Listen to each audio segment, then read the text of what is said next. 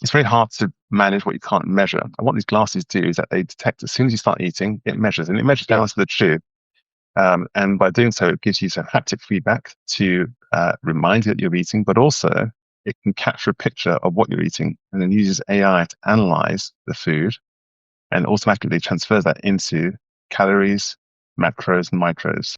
Welcome to Peak Human Labs, where I share amazing interviews with incredible human beings who are leaders in how to optimize your health and get you to peak mental, physical, and mental state. My name is Dr. Sanjeev Goel. I'm a physician for the past 20 years, specializing in longevity, precision medicine, and biohacking.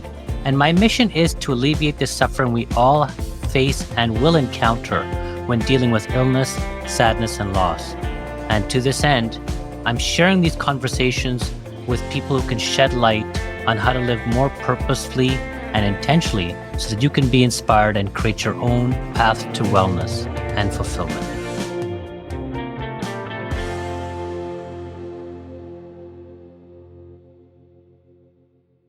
Hi, everyone. Dr. Goel here from Peak Human Labs, and I think you're going to really enjoy today's episode with Dr. Charles Nduka. He is the founder of Emteq Labs. They are the developers of the world's first emotion sensing eyewear that can capture the link between diet and what facial expressions can reveal about you. They're also looking at how these glasses can also provide information on how your brain is functioning, other mental health illnesses, as well as Alzheimer's and Parkinson's. So it's going to be a really eye-opening talk, and we'll see you on the other side. Hi, Dr. Nduka. How are you? Hi, Sanjeev. Thanks for having me. Thanks for joining me on this podcast. And I know our audience is going to learn a lot today. They're obviously very concerned about wellness and being at the top of their game.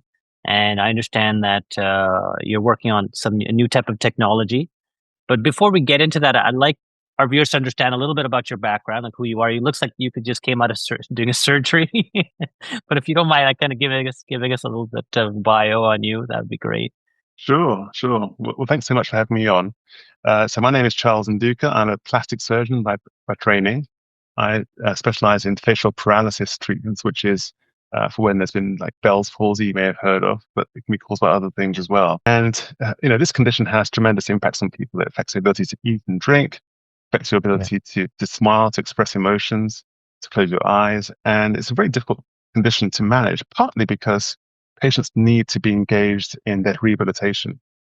It was that need that set me down this journey to try and find a way of monitoring facial expressions in the wild, so patients who are going out in their day-to-day life, to give them feedback on their behavior. Just as you have in your car, you have a dashboard that tells you you're going too fast, too slow.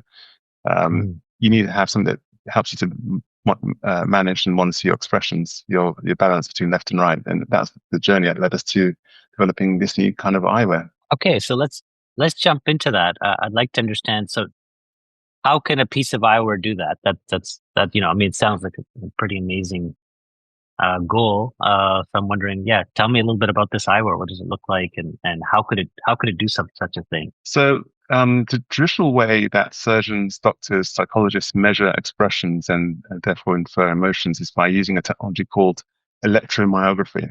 That's a really long word, but what it basically is like an EKG of your facial muscles. It measures the tiny muscle signals, transfers it into a data point that you can see on the screen.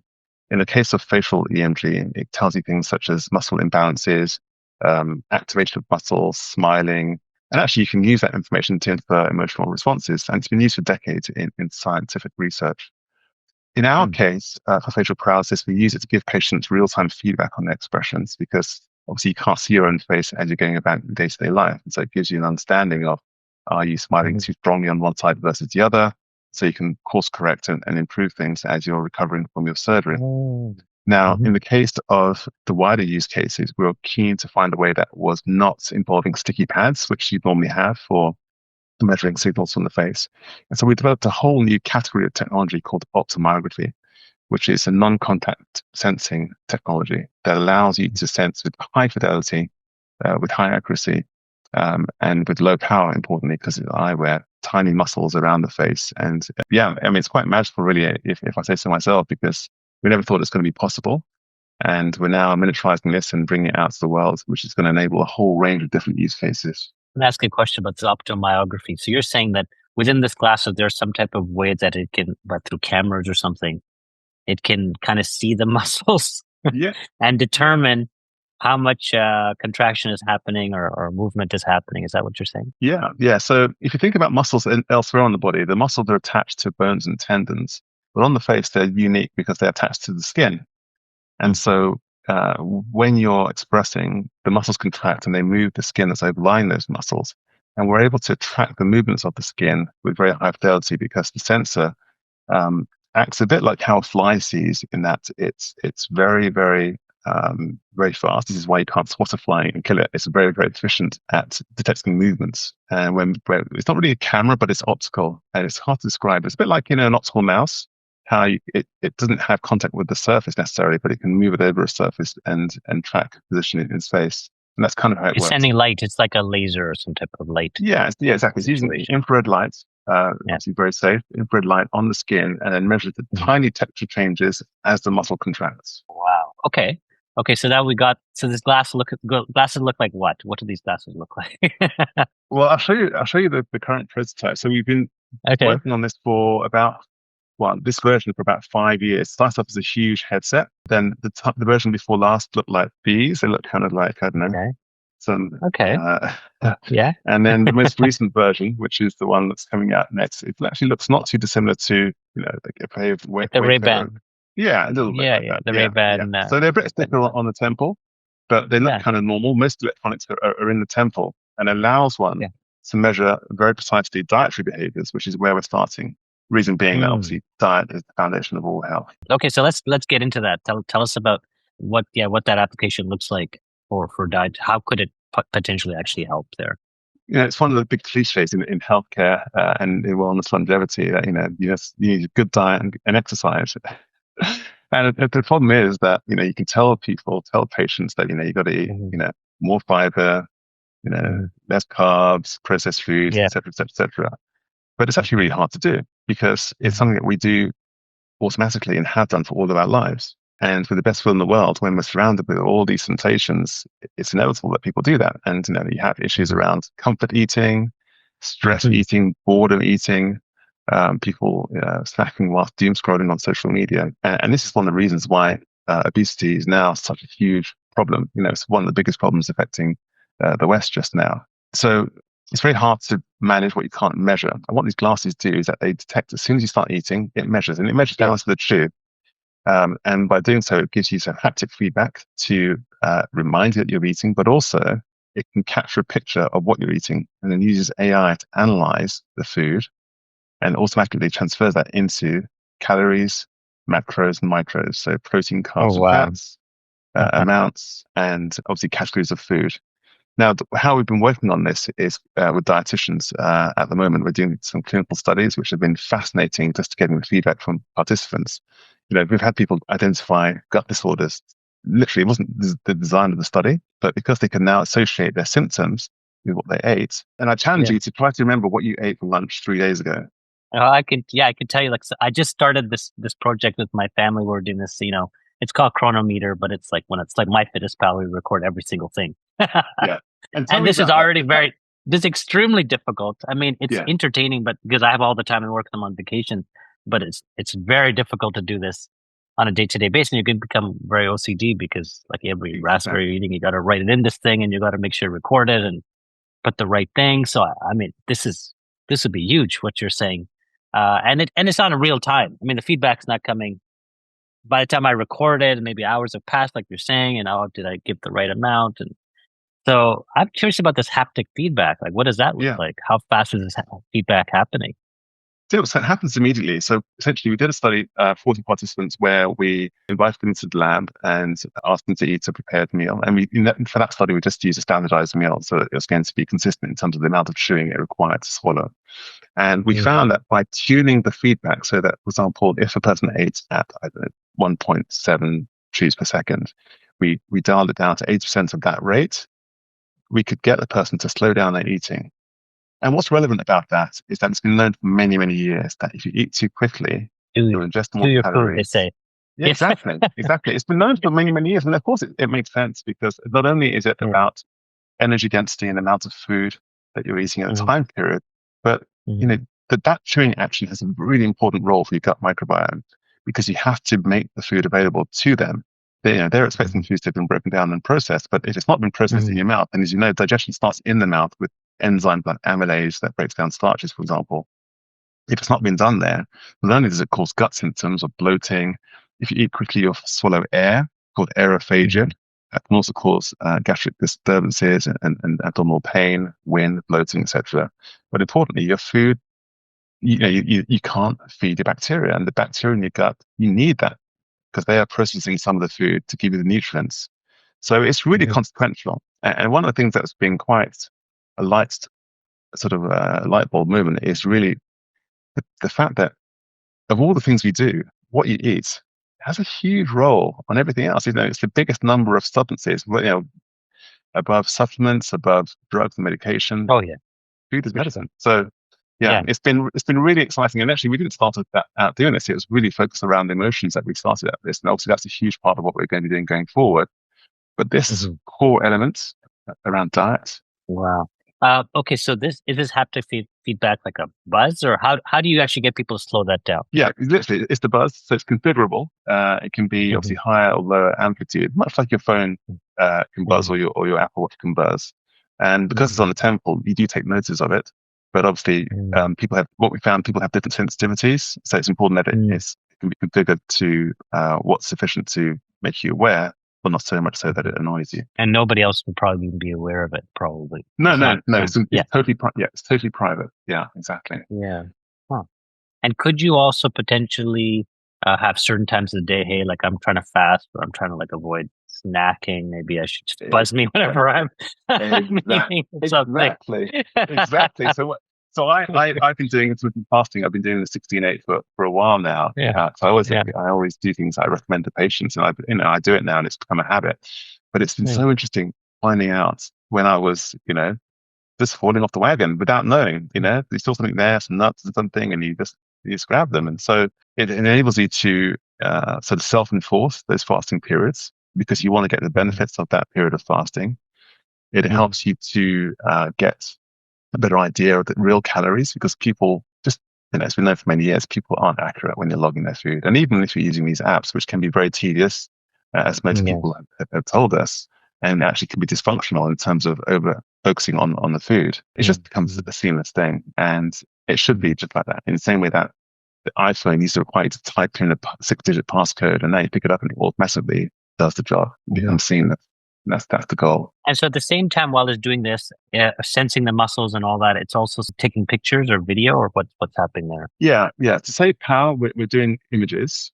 And Okay. at the moment, because we're still wanting to get further feedback from users about their desires around privacy, we're doing a burst and the person voluntarily takes an image. So they can take a Press picture the either button. like that, or they can Yeah. even wink their eye and take a picture. And that becomes something that is explicit, i.e. you have to do it yourself.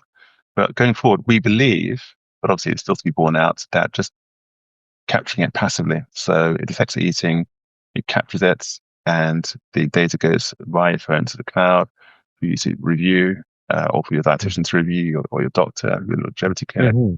And how it's working just now is that we have a portal that the dietitian can see all their clients and their red, green, and amber. And, they set the Mm-hmm. goal. And you're going to start eating at, not before midday or whatever. And Mm-hmm. what needs to chew no faster than this rate. Ideally, you want your meal duration to be more than 20 minutes. They can set the parameters for that individual person and really have Mm-hmm. personalized care. Okay. What about in people with binge eating disorders? It sounds like this could be very helpful as well. People kind of describe this type of out of control eating. Yeah, yeah, exactly. Bring And this is this one of in. the things that we're getting more feedback from dietitians around that. Again, they talk about the concerns about getting people to log their foods using apps because it can cause an over focus on it. And they said in Mm-hmm. that case, they would actually rather that when the patient's under treatment, that the information goes to the portal, but without them necessarily seeing it, because it allows them to have more involvement to ensure they're not being triggered by having Mm-hmm. overemphasizing what they're eating and so forth. But getting an idea about the contextual factors as well. Because, Hmm. for example, one patient of mine, she has a very stressful job. She's a social worker. Yeah. Oftentimes doesn't get time to eat in the day, but she gets home. She's been so stressed out that she will eat, and it's comfort eating. But by recognizing the connections between what she's done, who she's been with, her experiences, and the subsequent eating behavior, it will allow her, Hmm. of course, correct in future. I just wrote something. I was just trying to make some notes here, but the eye tracking part, it sounds like there's an eye tracking component as well. Is that right? So we're doing gaze tracking rather than eye tracking. So eye Okay. tracking, which is typically with a video camera pointing at the pupil, Ah, it okay. it takes a lot of power, and there are a few sort of privacy-related concerns as well around that. So what we're doing is tracking the head movements, because you can get a lot of information from the head without tracking the eyeballs itself. About 70%, when we've done studies before, where you're looking at eye tracking data versus head position, because it's uncomfortable to have your eyes off center for a long period of time, you tend to turn your head so that the eyes are in neutral gaze. And so you can Yeah, infer it's a quite a pretty good lot. proxy. Yeah. Exactly. So if a Yeah. person Yeah. is eating their food, but they're watching TV, or they're otherwise distracted, we can get a metric around mindful eating versus distracted eating, which again is something that seems to be really important because so many people multitask while they're eating. Very interesting. It's extremely interesting. Never thought that. Wow. Okay. And I guess posture similar. Like I saw that in one of the things that you're looking at posture at the same time. So I guess if how your Yeah, back is, potential shoulders exactly. potentially may have an impact on. And your point about that you really started out in this whole thing looking at emotions. So is this how you're tracking it? Looking at facial muscles, and how else are you gauging emotion? So we did a study with Professor James Stone, who's a psychiatrist and neuroscientist at University of Sussex, and using the sort of full suite of sensors, he was able to distinguish depressed versus non-depressed people just from the glasses data. Actually, with a relatively short period of time, people were watching effective content, emotionally evocative content on screen. And that's incredible. So, I mean, it's been known for many years that you can do this in a lab setting, but it's always been with people wired up to electrodes and this, that, and the other. But to be able to do it with a pair of glasses, it's pretty wild. So he's finding some further funding to do research on both depression and bipolar depression, where you have obviously highs and lows, because bipolar in Mhm. particular is interesting because it has such negative consequences for people when they have a hypomanic phase, and to be able to understand the Mhm. triggers behind that, which again, it can manifest in bodily movements, a lot of excessive bodily movements, pressure of speech, Mhm. and say changes in from positive and high and Mhm. negative low mood over time. Mhm. If you think of it a bit like diabetes, blood glucose, you have your highs and you have your lows, and being able to understand the Mhm. triggers, the causes of them, can have Mhm. a very consequential impact on people. And then you're also looking at people who have neurocognitive illnesses to see how these classes can have impact there. So what's that? How does that look like? What is the use case for that? Yeah. So Parkinson's disease is the second commonest neurodegenerative disease out there. It's the second commonest cause of dementia. My mother-in-law said she's passed away now, but she had Parkinson's disease. And I noticed over time, over the 20 years I knew her, a few things. One, there's a change in facial expressions. So I knew that she had Parkinson's before she knew, because she had this reduction in facial expressivity. And so much so that in some studies, up to 60% of people with Parkinson's get misdiagnosed with depression because they have this rather fat-looking face. You may Yeah, have seen, yeah, some celebrities. yeah. You've had like Muhammad Ali, for example.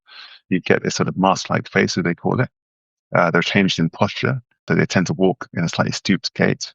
They tend to walk with a sort of shuffling gait, so the gait stride is shorter. And all these things can be measured with the glasses objectively, which is amazing. With Parkinson's, Mhm. the symptoms change a lot through the day. So patients often wake up and they're very, very stiff. The medications were 6, 8 hours ago. And then over time, they've had the medications and they suddenly will have a very heightened, almost exaggerated movements. And then it goes down again. So we hope that the glasses will enable neurologists to be more tailored with their approach to medication and personalized based on the patient's response to treatment. So we're doing some studies with a hospital in London called Queen Square.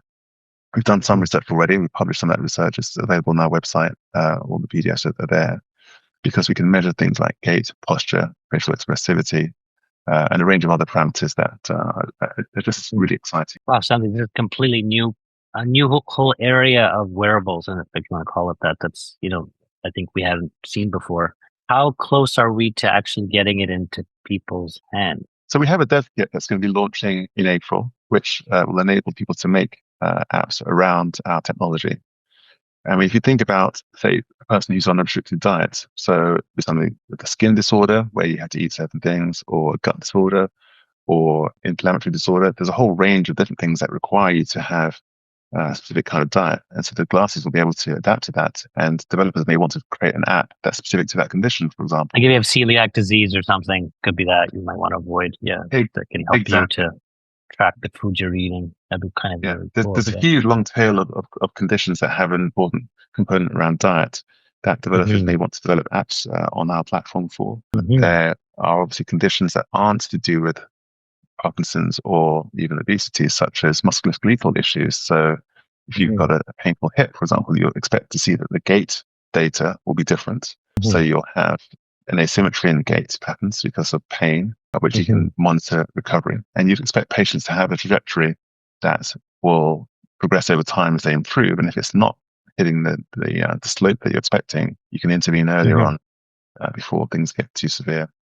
So it's really about taking healthcare out of the clinic into the patient's home to make it more predictive, make it more proactive, make it more participatory as well, for the patient to be actively involved in their care, because ultimately it's much better to prevent than it is to treat. Is the form factor, do you see this is changing, or do you think this is the form factor that's where it's gonna be that for a while? Oh no, this is the beginning. So we are going to miniaturize in about 18 months' time. We'll have them smaller still. In terms of the glasses, we'll offer a variety of different shapes and sizes, because ultimately, it's something very personal that you're going to wear on your face.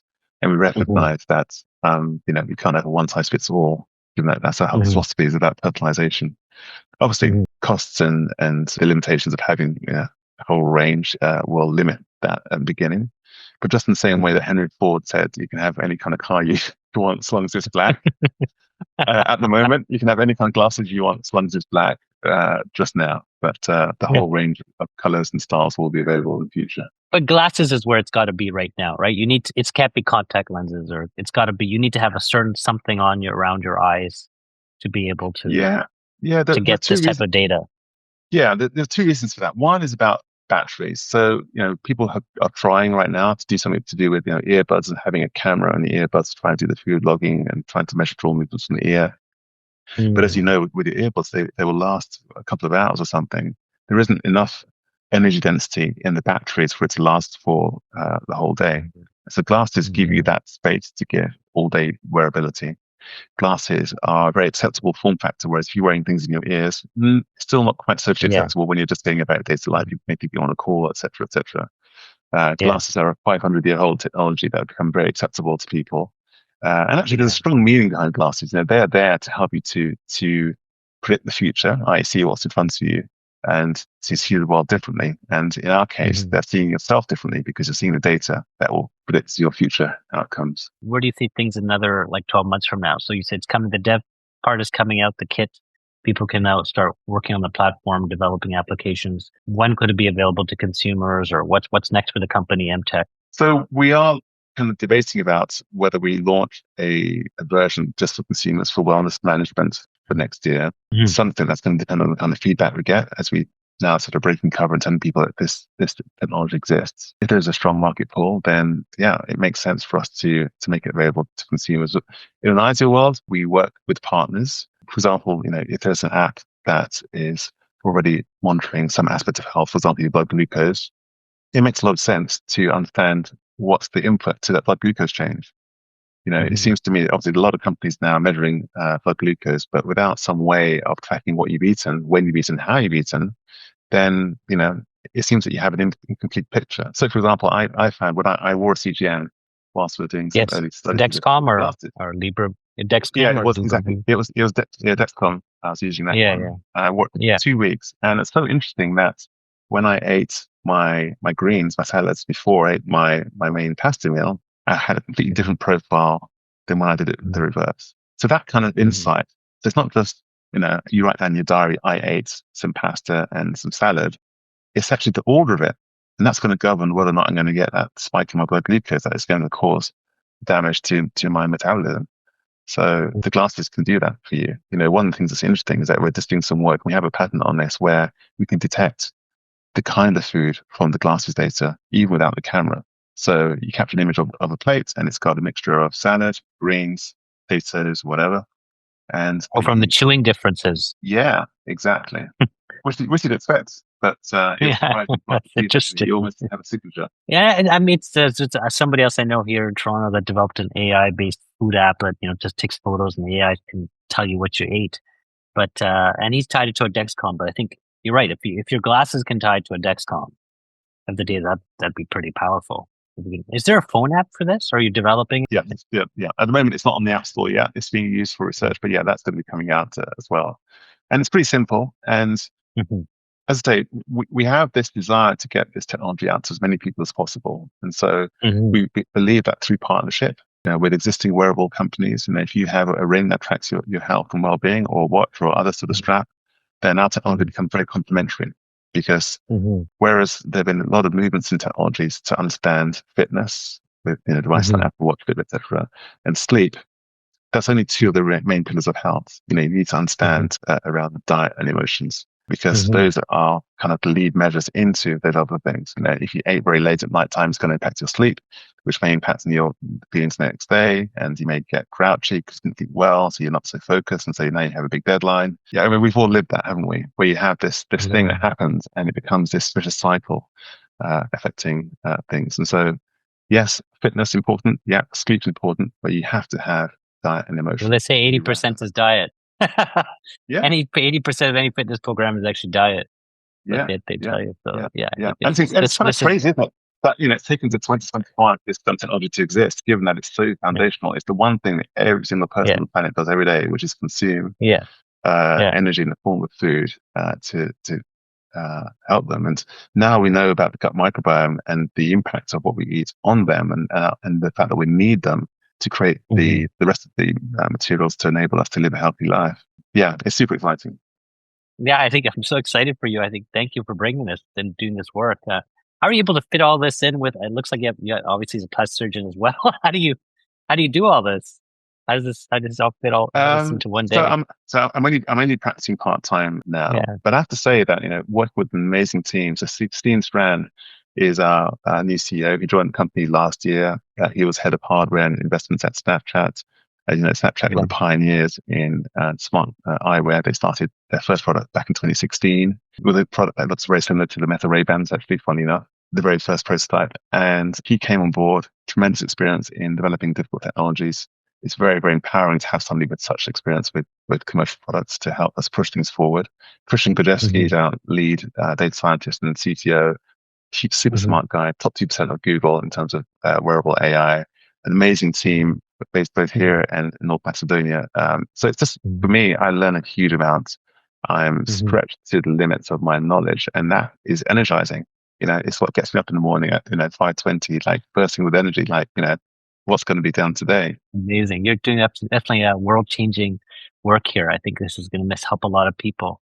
How could people learn more about what's going on and how they can potentially get involved? Where should they go? So they can go to our website, emteqlabs.com. That's EMTEQ labs, LABS.com, and Mhm. join our newsletter. We're going to be doing some announcements about things. So if people sign up there, they can follow us on socials, LinkedIn or on Twitter. We've been a bit quiet recently because we've been just head down building, but we're going to be a bit more active in the coming weeks and months. And the number of things that we can influence, we're going to start with diet and then obviously emotions, and then things like autism, which again is a condition that affects facial expressions. Again, diet is important around autism as well, and obviously emotions. As I say, we talked a little bit about neurological conditions, but a whole range of different Mhm. areas can be impacted by this technology. We can't do it all. And so Wow. we're going to be calling on the community, both healthcare professionals, charities, other organizations to help us make this technology come real. Wow. Okay. Thank you so much. I really appreciate your time, Charles. That's great. I have a whole bunch of more questions. We'll do them offline, but thank you again. Thanks, Sanjeev. Really appreciate it. Hi, everyone. I hope you enjoyed today's talk with Dr. Charles Nduka from Emteq Labs. That's Emteq, EMTEQ Labs.com. You can go take a look at their website to learn more about this revolutionary new eyewear that's helping people understand what's in front of them, what food they're eating, and can provide feedback in real time, which can help with weight loss. and getting people better understanding about the relationship with food. So really groundbreaking. That's on top of other potential use cases, looking at mental health care, neurological conditions like Alzheimer's and Parkinson's. So I'm really excited. It was a great talk. Have a look at this, and we will see you next time. If you like this video, please like and subscribe. It really helps with getting this video out to more people like you who care about their health and want to be on the cutting edge of technology. We'll see you next time. Take care. If you enjoyed today's podcast and you felt you learned something that can help you on your journey, please hit subscribe, like, and I'd love it if you'd share this with a friend who you think would also benefit and get inspired. And leave us a review. We're always looking for feedback on how to deliver more value to you. So take care. Until next time, I'm Dr. G from Peak Human Labs Podcast.